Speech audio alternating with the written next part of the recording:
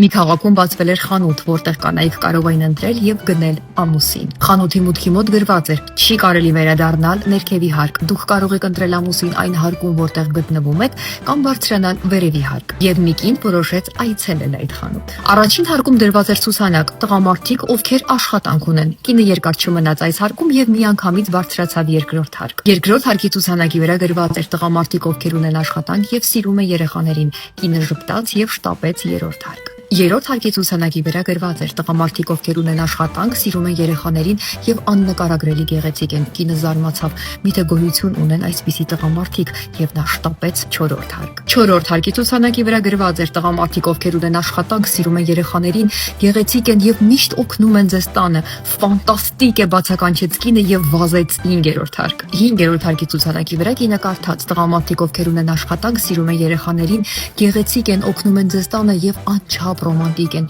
Կինն այնքան էր ուզում մնալ այս հարկում, բայց գայթակղությանը չդիմացավ եւ շտապեց 6-րդ հարկ։ Այստեղ նա կարդաց. այս հարկում դուք 2,816,973-րդ այցել ունեք։ Այս հարկում տղամարդիկ չկան։ Այն գոյություն ունի միայն նրա համար, որպեսզի ապացուցի, որ կնոջ պահանջները բավարարել հնարավոր չէ։ Շնորհակալություն մեր խանութ այցելելու համար։ Ի դեպ, ամուսինների խանութի դիմաց գործում էր նաեւ կանանց խանութը։ Առաջին հարկում գտնվում էին կանայք, ովքեր սիրում են սիրով զբաղվել։ Երկրորդ հարկում գտնվում էին կանայք, ովքեր սիրում են սիրով զբաղվել եւ հարուստ են։ Եվ ոչ մի տղամարդ երբեք չէր այցելել երրորդից 6-րդ հարկերը։